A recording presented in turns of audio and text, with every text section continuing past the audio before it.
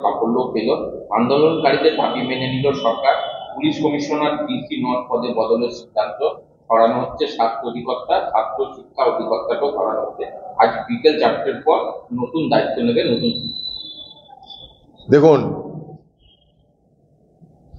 সবাই জানছিল কাদের ত্রুটিতে, কাদের উদাসীনতায় এত বড় ঘটনা ঘটলেও তা তদন্ত হচ্ছে না, সবাই জানে। পশ্চিমবঙ্গের মুখ্যমন্ত্রী প্রথম দিনই বাংলার মানুষকে মিথ্যা প্রবাদ দিয়েছিলেন যে 7 দিনের মধ্যে সব আসামি অপরাধী ধরা পড়ে যাবে, যদি না পারি তখন সিবিআইকে দেবেন। এবার সিবিআইকে দেওয়ার পর সিবিআই ধরে নিক, সিবিআই বিচার করুক, সিবিআই ফাঁসি দিক, আমরা কোনো দায়িত্ব নেই। কিন্তু এই নাছোড় এবং এই দীর্ঘস্থায়ী আন্দোলন বাংলার মুখ্যমন্ত্রীকে কাহিল করে দিয়েছে, দুর্বল করে দিয়েছে, আন্নার্ভ করে দিয়েছে। তাই তার ইচ্ছা না থাকলেও আন্দোলনের চাপে তাকে কিছু কিছু ক্ষেত্রে মানতে হচ্ছে। কিন্তু প্রকৃত তদন্তের স্বার্থে মুখ্যমন্ত্রীর তরফ থেকে আরো সহযোগিতা দরকার, পুলিশের তরফ থেকে আরো সহযোগিতা দরকার। একটা দুটো পদ সরানো মানেই সব তদন্ত শেষ হয়ে গেল তা নয়। গোটা ব্যবস্থার মধ্যে যে ঘুম ধরে আছে, গোটা ব্যবস্থার মধ্যে যে দুর্নীতির বাসা বেঁধেছে,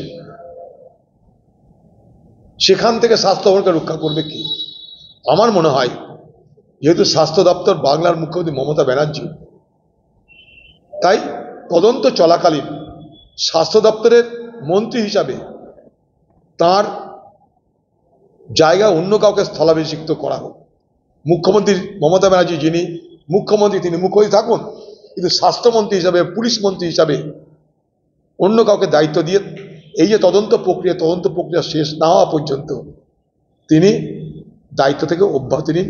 এটা কিন্তু আমার মনে হয় একটা বৈধ দাবি। কারণ এগুলো কতগুলো কসমেটিক সার্জারি, উপরে উপরে কিছু করে দিলাম, এটা সেটা ওটা, আর তো কিছু বলার নাই। নিশ্চয়ই বলার আছে, কেউ বলেছে বলার নাই। তদন্ত কেন ধামাচাপা পড়ে গেল? এত বড় অপরাধের কিনারা কেন হচ্ছে না? তার দায়িত্ব মুখ্যমন্ত্রী আপনি এড়িয়ে যেতে পারেন না, তার জবাব কৈফিয়ত মুখ্যমন্ত্রী এড়িয়ে যেতে পারেন না। আপনার রাজ্যে হয়েছে, আপনার স্বাস্থ্য দপ্তরের হাসপাতালে হয়েছে, আপনি সবকিছু এড়িয়ে যেতে পারেন না। অতএব কসমেটিক সার্জারি যেটা হচ্ছে, একটু এদিক ওদিক করে চেহারাটাকে পরিবর্তন করার চেষ্টা যেটা হচ্ছে। আর আজকে তো সবাই জানি আমরা, সুপ্রিম কোর্টের কাছে মুখ রক্ষা করার দায়িত্ব ছিল বাংলার মুখ্যমন্ত্রী। সুপ্রিম কোর্টের কাছে মুখ রক্ষা করতে গেলে তাকে এই মিটিং করতেই হতো।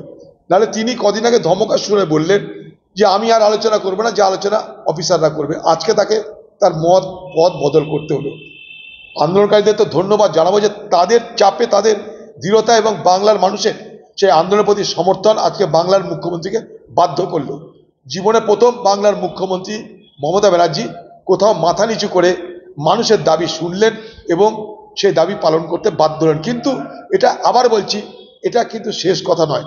এটা উপর উপর কিছু হলো, এটা কসমেটিক সার্জারি হলো, চেহারার কিছু পরিবর্তন হলো, ভিতরের রোগের কিন্তু কোনো পরিবর্তন হলো না। ভিতরের রোগ কি সেটা কিন্তু নিরাময় করা দরকার। অতএব ওপর ওপর চালাকি করলে কিন্তু হবে না।